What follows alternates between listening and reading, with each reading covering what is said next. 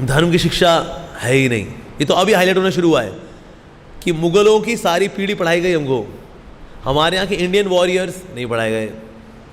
Husband wife दोनों काम करते हैं, एक गुड़गांव एक greater Noida, so even close relatives would be distant. उसका वहाँ एक्स्ट्रा मैरिटल अफेयर, इसका यहाँ एक्स्ट्रा मैरिटल अफेयर, बच्चों का अपना affair, ministry of external affairs हो गया जी। दैट्स कलयुगा। हरे हरे, हरे राम राम राम हरे हरे। ओके, तो इस बार जो अभी हम सेशन लेने वाले हैं, it's about very important thing which is 4 regulative principles. ठीक है जी। तो उसकी शुरुआत होती है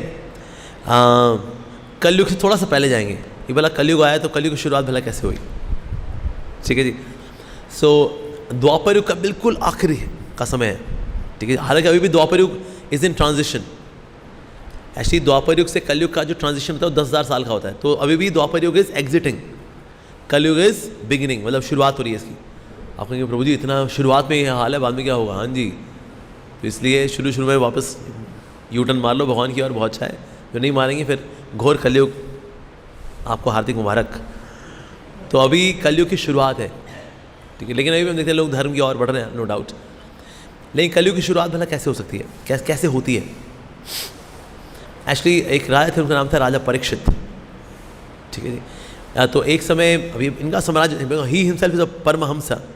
राजा जो हुआ करते थे पहले राजऋषि हुआ करते थे। वो used to be saintly kings. In their heart they are saints, but in ruling in their responsibility they are kings. और राजा ऐसे होना चाहिए, लीडर ऐसे होना चाहिए। Leader should be Raj Rishi, saintly king.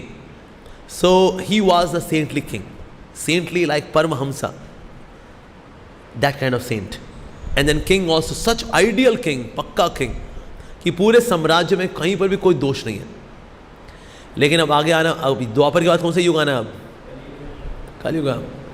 तो इससे कलयुग के ना थोड़े थोड़े सिम्टम्स उनको यहाँ वहाँ नजर आने शुरू हो गए। ही कुड सी दिस कि ना ये जो हो रहा है ये ठीक नहीं है। सो देन परीक्षित महाराज ने क्या किया? Parikshit Maharaj he went and conquered many kingdoms. कि ना हो सकता है आसपास के साम्राज्य जो है ना वो शायद धर्म का पालन नहीं कर रहे, इसलिए थोड़ी थोड़ी चीज़ें अब मेरे साम्राज्य में भी आ रही है। So that's why I should conquer them, make them also 100% religious. So he conquered and again there was religiosity. तो एक समय परीक्षित महाराज ने देखा एक व्यक्ति, he is wearing the dress of a king, लेकिन ना क्या कर रहा है वो? एक गाय को और एक बैल को मार रहा है। ये देखा तो ये अब नाउ द बैल जो है यहाँ पर, जो बुल इज एक्चुअली धर्म, और जो गाय है इस पृथ्वी। सो धर्म ये है यहाँ पर और पृथ्वी भी है। और जो धर्म नाम का जो बुल है उसकी चारों में से 3 टांगें टूटी हुई हैं, और जो आखिरी टांग है वो लड़खड़ा रही है, मतलब वो भी आधी टूटी हुई है। कभी भी ये जो बैल है गिर सकता है, आखिरी टांग बच बची हुई है, बाकी 3 टांगें तो टूटी हुई हैं। ऐसा हाल था। सो अब ये जो बैल है ये आया था वैसे पृथ्वी के पास जो गाय के रूप में, कि आप तो इतनी, पृथ्वी जो है, पृथ्वी है कौन? Prithvi is wife of the lord, भगवान की पत्नी है पृथ्वी। इस समय देखिए पृथ्वी में जान भी है। देखते नहीं आप, पेड़ पौधे, इनमें फल भी उग जाते हैं, फूल भी उग जाते हैं, अलग अलग वैरायटी के फल, अलग अलग वैरायटी के फूल। भाई ये पृथ्वी को अकल कैसे आती है? ये भला ये कैसे हो जाता है? हाउ इज़ इट पॉसिबल कि आम का बीज बो और आम का पेड़ निकल आता है और उसके अंदर आम और निकलते हैं, आम के अंदर और बीज हैं, बीज को बो दो, फिर से और पेड़ और आम। और तो इसके लिए कौन सा केमिकल डालना पड़ता होगा? सर पानी डालो बस। व्हाट? पानी डाल के आता है? हाँ जी, यानी Prithvi must have some special potency कि बीज डालो, पानी डालो और पौधा निकल आता है। और अलग अलग पौधा, मतलब अगर आम का बीज डालो वहाँ से अमरूद का पेड़ निकल के आता, मतलब वो इंजीनियरिंग में क्या मास्टरपीस है भगवान की। My God. So there has to be special potency in the earth, it has to have. तो पृथ्वी के अंदर स्पेशल पोटेंसी है। सो पृथ्वी की खूबसूरती किससे है? संसाधनों से। जितने भी रिसोर्सेज हैं पृथ्वी के, they are the beautifications, the embellishments of the earth. लेकिन ना बैल ने, यानी कि बुल ने देखा, जो धर्म है बेसिकली, धर्मराज, उन्होंने देखा कि ना पृथ्वी की खूबसूरती कम हो रखी है, यानी कि पृथ्वी के संसाधन कम हो रखे हैं। ऐसा कब होता है? पृथ्वी में संसाधन बहुत बढ़ जाते हैं जब पृथ्वी में धर्म होता है, और जब पृथ्वी पे अधर्म फैलता है तो पृथ्वी कहते हैं अपने रिसोर्सेज को कम करना शुरू कर देती है। फिर हम बोलते हैं soil crisis, water crisis, food crisis, air crisis, ये क्राइसिस, वो क्राइसिस। ये क्राइसिस कब आते हैं? When there is less dharma on the earth. When there is more dharma तो भर भर के वहाँ पर ऐश्वर्य होता है। जैसे कि युधिष्ठिर महाराज के समय में जो उन्होंने दान दिया, इतना दान था, वो इतना दान था कि ब्राह्मणों ने भी आगे जाके दान दिया जितना दान उनको मिला हुआ था। और जिनको दान मिला वो कह रहे थे अरे भाई तू ब्राह्मणों को कितना दान कर रहा है? कहते क्या करूं, मेरे को मिला ही इतना है। दशरथ महाराज के समय में राम जी जब आए थे, राम जी का प्राकट्य हुआ, दशरथ महाराज ने इतना दान दिया, इतना दान दिया कि लोग कंफ्यूज थे, भाई ये ब्राह्मण है कौन है? हाउ कैन ब्राह्मण बी सो रिच? और आगे ब्राह्मणों ने और आगे दान दिया, उन ब्राह्मणों ने और आगे दान दिया, दान पे दान पे दान की चेन रिएक्शन हो गई थी। इतना संसाधन इतना कौन देता है भाई? मतलब जितने भी लोग आते थे उनको सोने की प्लेट में लंच होगा, और आपको सोने की प्लेट क्या करना है? It's a disposable plate. हम करेंगे जहाँ होगा ना, अरे बाहर बैठे कहते हैं बस आप थालियाँ फेंकते रहिए, प्रोग्राम के आखिर में गठरी मान के जाएंगे हम। हमारी होती थर्माकोल की डिस्पोजेबल प्लेट। तो वो ऐश्वर्य क्या ऐश्वर्य होगा कि जहाँ पर सोने की प्लेट से, तो वहाँ पर डिस्पोजेबल प्लेट्स हैं, वो आप प्रसाद पाइए और सोने की प्लेट। क्या तुम कलयुग वाले? हाँ, तुमको सोना नहीं दिखता है? नहीं। सो पृथ्वी से संसाधन और निकलते हैं। That there was nobody who was a beggar, who used to be beggar. People used to be beggar by choice. कि मैं भिक्षुक बनूंगा, मैं भिक्षा मांगूंगा, पर ऐसे नौकरी नहीं है भाई, मैं भैया 500 रुपये देता यार, थोड़ा कुछ दाल रोटी, ना ना ना ना। सो संसाधन कम होते हैं जब धर्म की कमी होती है। तो धर्म ने पूछा पृथ्वी से कि तुम ऐसी उदास हो और तुम्हारी सुंदरता कम हो रखी है। तो पृथ्वी की सुंदरता कम होने का मतलब संसाधन कम है, और साथ ही तुम्हारी उदासी का मतलब है ओवरऑल पृथ्वी में जितने लोग होंगे अब उनमें क्या छाने वाली है? उदासी। कलयुग में लगना मोटा मोटा उदासी है। मैंने सब मुझाए छुआरे देखे मैंने। कभी देखो लोग चल रहे होते हैं ना, जब उदासी होते हैं, हंसते भी किन बातें? चीप बातों पे।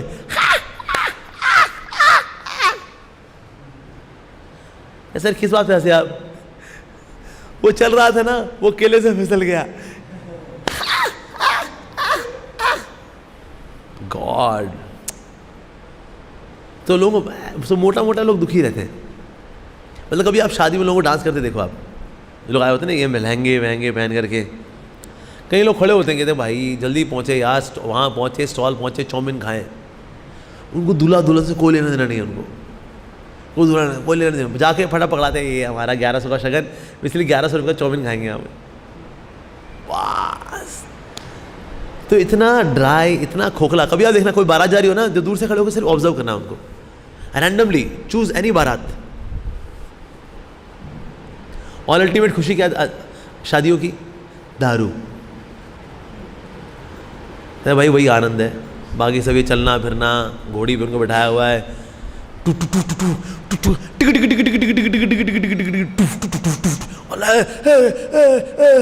दारूला, वाह।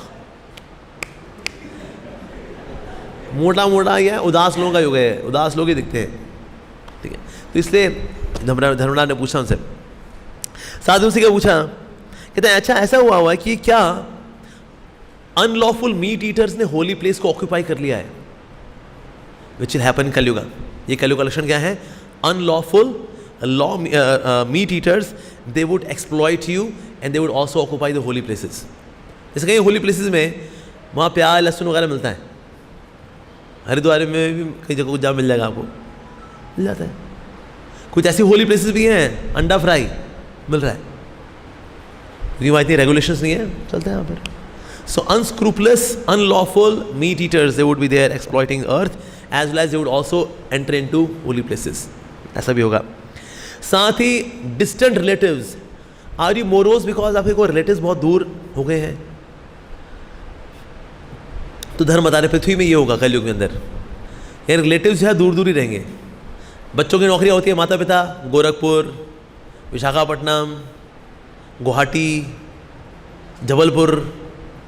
अच्छा नौकरियाँ कहाँ हैं? दिल्ली, बेंगलोर, मुंबई, हैदराबाद, कलकत्ता, सब के सब सारे बच्चे पढ़ाई लिखाई करके पापा जी पैरी पहना, मम्मी जी पैरी पहना, जा रहा हूँ। मेरी नौकरी कहाँ लगी? Bangalore, cyber city. बेटा अच्छा बेटा तो जा रहे हो तुम? हाँ मैं आऊँगा, मैं होली पे आऊँगा, दिवाली पे आऊँगा, 2 दिन की छुट्टी लेकर के। उससे भी अगर कॉल आ गई तो जाना पड़ेगा, प्रोजेक्ट है ना, जाना पड़ेगा। हस्बैंड वाइफ दोनों काम करते हैं, एक गुड़गांव एक greater Noida. So even close relatives would be distant. उसका वहाँ एक्स्ट्रा मैरिटल अफेयर, इसका यहाँ एक्स्ट्रा मैरिटल अफेयर, बच्चों का अपना affair, ministry of external affairs हो गया जी। दैट्स कलयुगा। आप चारों ओर देखो, ऐसे बथेरे एग्जाम्पल्स हैं। सो धर्मराज ने ये पूछा हमसे, as your relative some close relative has gone to a distant place और is there some internal disease, क्या कोई आंतरिक बीमारी है क्या? This one more symptom of Kaliyuga जो आने वाला है पृथ्वी के ऊपर। Internal disease is common, digestive disorders, घुटनों के दर्द, घुटनों की ग्रीस निकल जाना, this is common nowadays. Lower back pain, ये स्लिप डिस्क कैसे? कहते वो गमला उठाए थे यहाँ से मार खाना, वाह इतने बलशाली शरीर।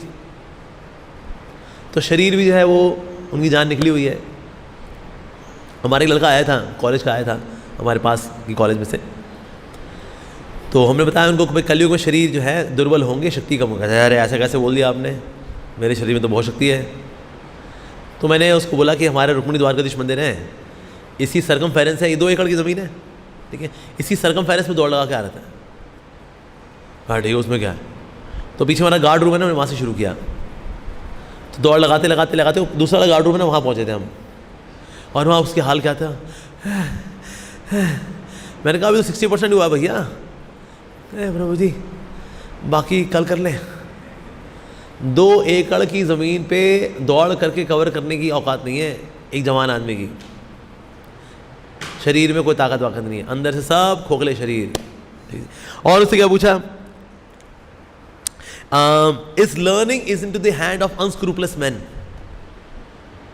क्या विद्या अनैतिक लोगों के हाथ में पड़ गई क्या? यस, कलयुग में ये भी होगा। जितना भी लोग सिलेबस डिफाइन करने वाले हैं, चाहे NCERT हो, CBSE हो, ICSE हो, धर्म की शिक्षा है ही नहीं। ये तो अभी हाईलाइट होना शुरू हुआ है कि मुगलों की सारी पीढ़ी पढ़ाई गई हमको, हमारे यहाँ के इंडियन वॉरियर्स नहीं पढ़ाए गए। हमारे निम्बार्काचार्य जी, विष्णु स्वामी जी, मध्वाचार्य, रामानुचार्य कहाँ रह गए? वो सप्तऋषि आश्रम में यहाँ दीवारों पर रह गए बस। ये रे रामानुचार्य जी, ठीक जी, वो रे निम्बार्काचार्य जी, वो बस। अच्छा NCERT CBSE में गायब गायब। So the goddess of learning would be in the hand of unscrupulous man, ठीक है। अच्छा, there would be no rule for eating, sleeping, meeting and defending. खाने पीने में, सोने में, जीवन के लिए संघर्ष करने में कोई नियम इत्यादि नहीं होगा। ईटिंग, स्लीपिंग, मीटिंग, कोई रूल रेगुलेशन नहीं। ईटिंग का कुछ रूल्स हैं, कितना खाना चाहिए, कब खाना चाहिए, ठंडा गरम साथ नहीं लेना चाहिए, नमकीन मीठा की सीक्वेंस होनी चाहिए, पहले कड़वा फिर नमकीन फिर मीठा, ऐसे होना चाहिए। लेकिन अभी कोई सीक्वेंस फॉलो करता है ना? खाया उसके बाद फिर गड़ गड़ गड़ पानी पी लिया, अभी लोग सब करते हैं। प्रसाद पाया उसका ठंडी चिल्ड लस्सी, ताकि डाइजेशन की ऐसी तैसी हो जाए सब। अच्छा दही भी खाएंगे, दही के साथ फिर खीर भी खाएंगे, दूध और दही मिक्स। खाने पीने में कोई रूल रेगुलेशन नहीं करते कलयुग वाले, ठीक है। ईटिंग, स्लीपिंग का भी कोई है नहीं कुछ। रात को नेटफ्लिक्स की मूवी देखी तो 1 बजे सोए, उस पर आ गई गंगूबाई काठियावाड़ी, कहता गंगूबाई आ गई भाई, 11 बज रहे हैं, चलो मैं 11 से लेकर 2 बजे तक गंगूबाई देखूंगा।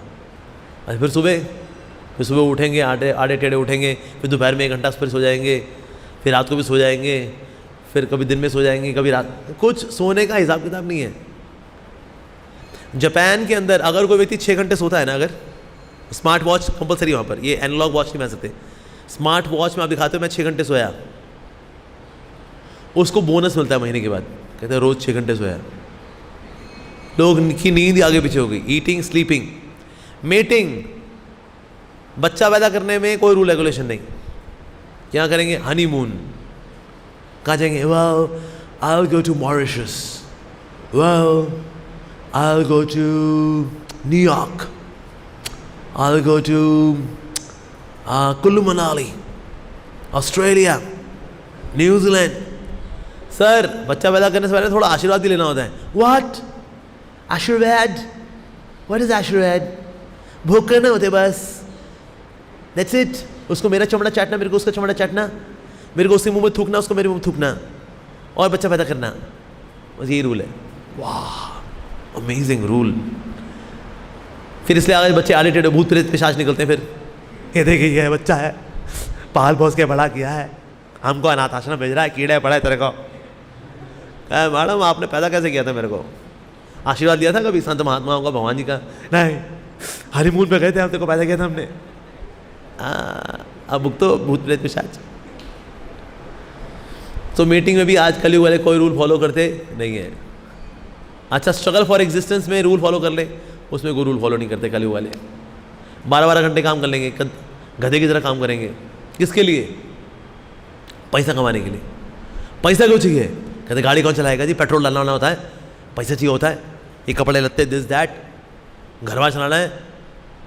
और मतलब लोन लिया हुआ है हमने घर के लिए, हमारे 1 करोड़ का घर है, 50 लाख लोन लिया मैंने, बाकी 50 लाख की बाबूजी की ज़मीन बेची, बाकी अपनी बीवी के गहने बेचे मैंने, ज़मीन खरीदी मैंने, 50 लाख का लोन लिया मैंने उसके बाद, तो लोन कौन चुकाएगा जी?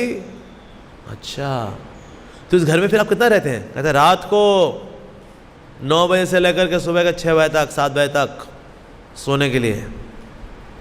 रात को सोने के लिए उसने घर लिया है, बाकी दिन भर में घर में रहता नहीं है। और जब तक घर इसका होता है तब तक एक पाँव कवर में आ चुका होता है, ये घर मेरा हुआ। वाह क्या बात है। स्ट्रगल फॉर एग्जिस्टेंस, उसमें भी कोई रूल रेगुलेशन नहीं है। That will happen in Kaliyuga. So eating, sleeping, mating and struggle for existence में रूल रेगुलेशन फॉलो कलयुग में नहीं होंगे। तो ये धर्मराज ने बोला उनको, ठीक है जी। साथ ही administration would be in the hand of mismanaged administrators. इसलिए देखते हैं आजकल ये जो जितने भी कंट्रीज हैं, कब कौन क्या करे कुछ नहीं पता। अभी Russia Ukraine war, Russia Ukraine war को एक शब्द बताओ, ego.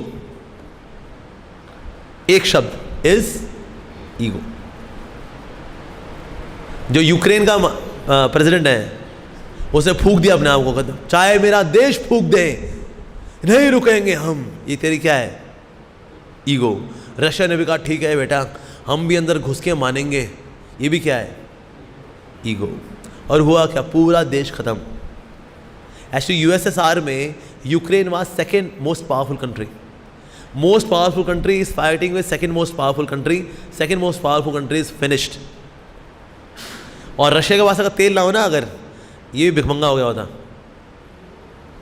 So to people who are having power but just driven by greed and ego can create havoc. So administration would be in the hand of less intelligent men.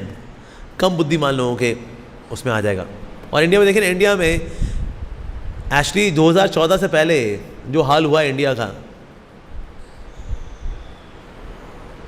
जैसे बोलते हैं pros and cons. So pro and con. So progress का उल्टा क्या होगा फिर?